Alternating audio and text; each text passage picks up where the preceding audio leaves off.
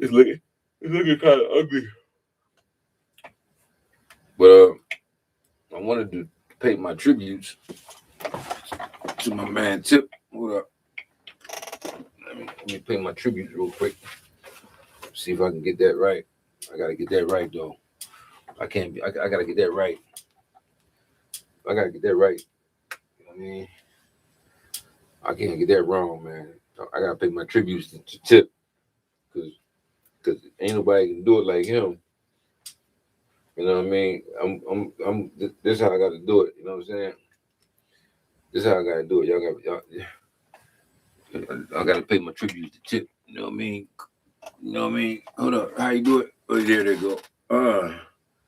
Yeah. I'm gonna pay my tributes to the nigga. I think his shit a little more like this. You know what I mean? Look at here, nigga. Yeah, look at here. Yeah, it's the king, bitch. Yeah. Yeah.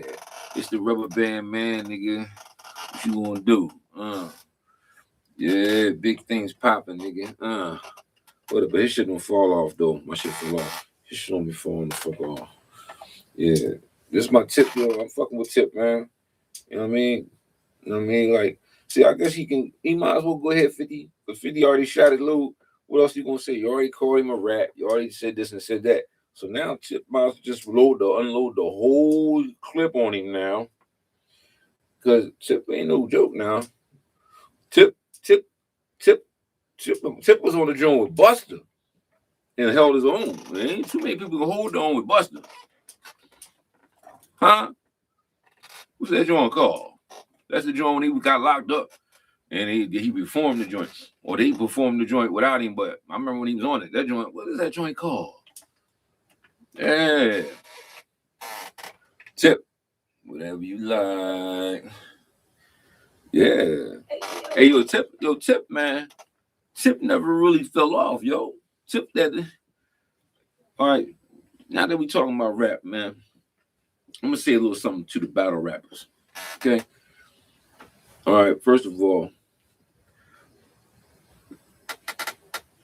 shout out to Rosenberg. That's my man's son and shit. I fucks with that's like family and shit. You know what I mean? So I'm kind of biased when it comes down to that shit. So I'm gonna ride with him when it comes down to the battle rap shit all the time. I'm gonna ride with him. He don't even know I'm riding with him. I mean, he by default. Me and his pop is like this. So that and listen. Somebody told me that I need to talk more because they said somebody might be listening to you. So I'm gonna say something else. All right, I'm gonna say something else. And if someone is listening, just know that this jewel is for you and it's free. Okay. From Black Freddy, aka Buzz on the track. So I'm still keep my Tip hat on because he's still doing his thing.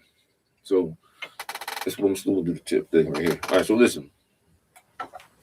This is for the battle rappers. Cassidy too, nigga. Cassidy, he's a fucking monster too.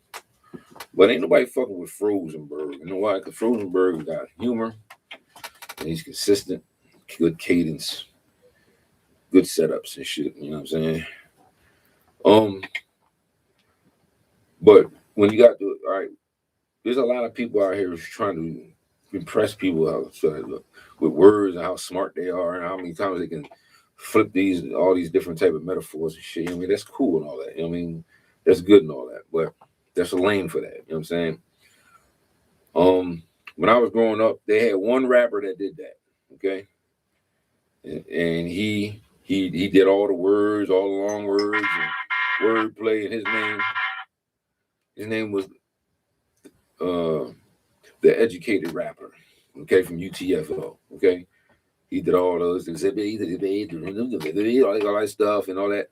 And then you had Keith Murray come along. He was more so like the scientist rapper and all that. It was a lane for that. But when you got everybody doing it, it's just you know what I mean? All I ask for the battle rappers because y'all the ones that's driving the industry now, I believe. Ain't nobody else. You know what I'm saying? It's battle rap. Okay, this is what's bringing rap back now.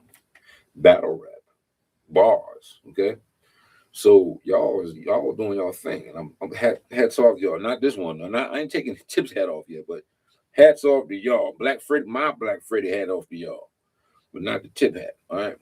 So, because I'm still trying a force. That's all on my yeah, so come on, Rubber Van Man, nigga. I don't know why they're playing with this Tip, nigga. So, battle rappers. All I ask right now, and this is advice. This is some hood advice, all right? The first one of you motherfuckers to make some shit with some substance, that's what we want. It's time. It's bars is back, yeah, but it's time.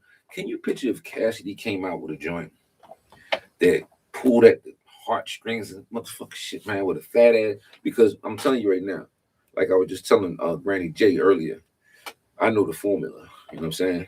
I'm just busy doing a lot of shit, but I'm not gonna give you. I'm gonna give y'all a little the formula. You definitely gotta have good lyrics, okay? Only and like I said, you can come with the complex style and all that in the wordplay, but give me some substance.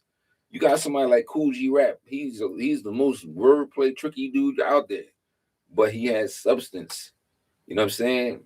Like the boss's wife. You know what I mean? Come on, man. He's rapping about you know what I mean? He's working for the boss, but his wife coming on. And you know what I mean? I'm getting ready to smash the boss's wife. You know what I mean? He's a hell of a motherfucker story. You know what I'm saying? You know what I mean? You can throw that joint on now, like, you know what I mean? But when you just rapping bars and bars and bars and bars, everybody can do that. You know what I'm saying? Except for the exception of Cassidy. That's why he's like the unicorn. He may not can do what y'all, a lot of these dudes can do, but y'all can't do what he can do. So you got to give him his money. You know what I'm saying? You know what I'm saying? He's not going to get up there and be funny like y'all and come with all these different things, but he's going to come with some wordplay that none of y'all can fucking match. You know what I'm saying? He's the best at what he does in his lane, straight up, hands down. You know what I mean? So basically, I just named two heavy hitters in this city that ain't nobody really messing with. You know what I'm saying?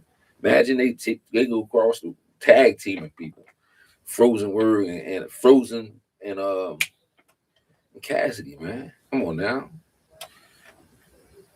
But imagine if they made something with some substance, man.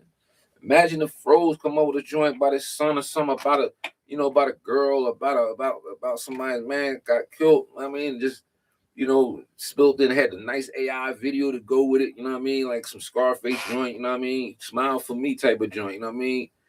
Or the battle rappers all get together and make a nice tribute, you know what I mean, to certain people that passed away or something, you know what I mean? These are the things that the brother Hassan Campbell was talking about, as far as making money. You know what I'm saying?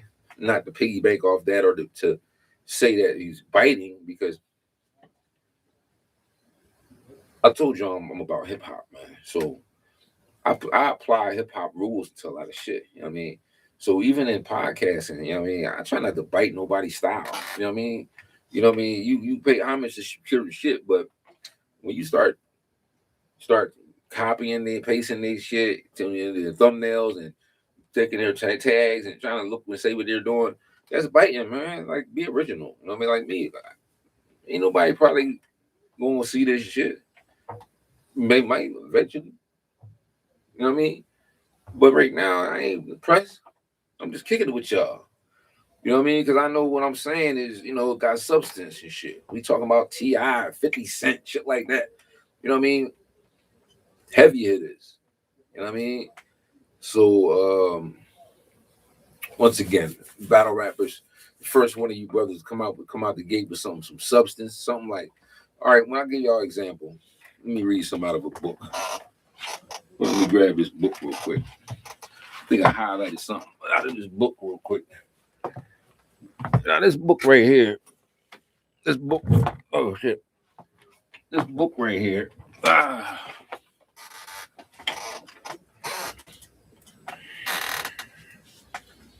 this book was written by a young lady,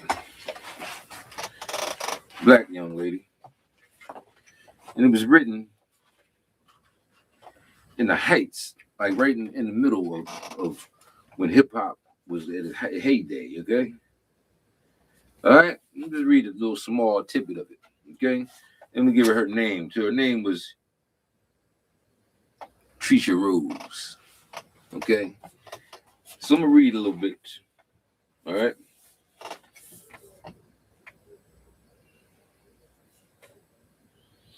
Rap music. Okay. Is a confusing and noisy element of contemporary American popular culture that continues to draw a great deal of attention to itself. Okay? On the one hand, music and cultural critics praise rap's role as an educational tool, point out that black women rappers are rare examples of aggressive pro women lyricists in popular music, and defend rap's ghetto stories as real life reflections that should draw attention to the burning problems of racism and economic expression. Sorry, rather than to question of obscenity. Okay. On the other hand, news media attention and rap seems fixated on instances of violence at rap concerts, rap producers' illegal use of musical samples, gangster rap. Basically they were just, instead of when rap was coming out, they wasn't saying anything about the good things about it. They just was trying to pick all the bad stuff about it, saying that this is something that can't exist. It's something that is dangerous. Something that is counterproductive to the black race. All these white people was telling us what we shouldn't be doing because they didn't understand it. And I thought, as I explained to you guys before, this was our native tongue at one time. Our native tongue at one time. This is how we spoke to one another. Rather it was breakdancing, rather it was moves that we used, that slang that came out of New York that people jacked and applied it, because we didn't look at it as something coming out of New York. We looked at it as a cultural thing that was ours, and we spoke like that. We lived and breathed hip hop at one time when it was ours. That was our native tongue. Like I was telling you guys before, what makes other races stronger than the black race? They have their native tongue. Okay, that's what bonds them. Their native tongue.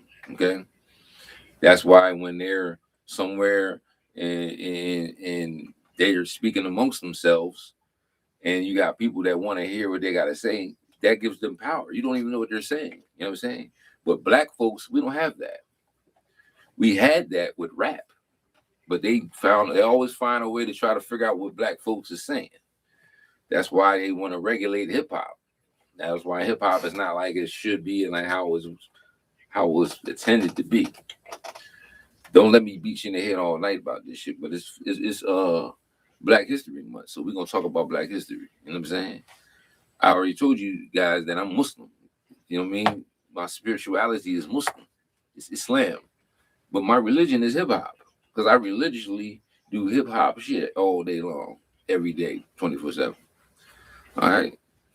So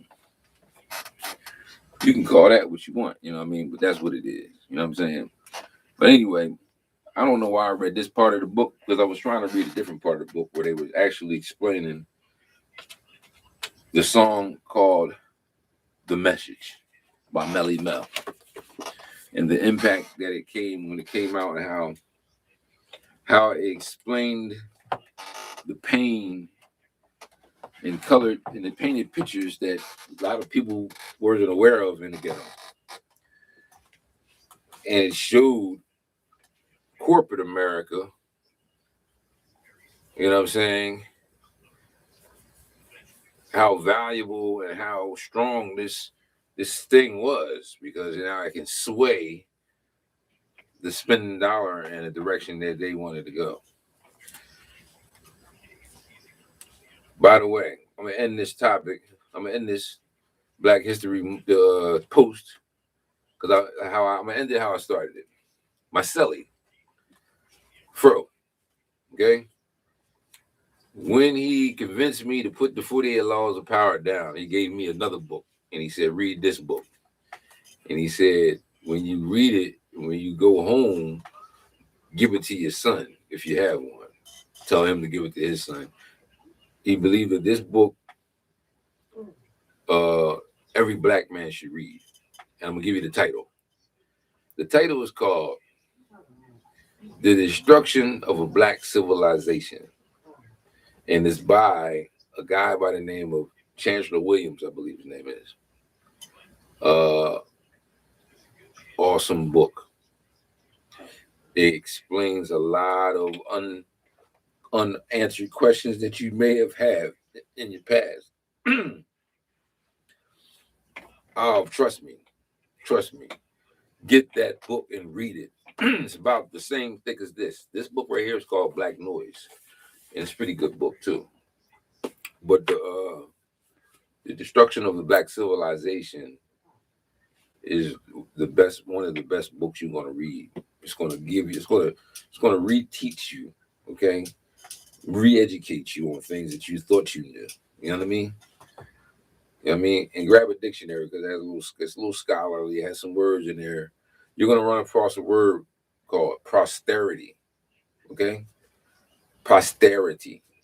All right, remember that word.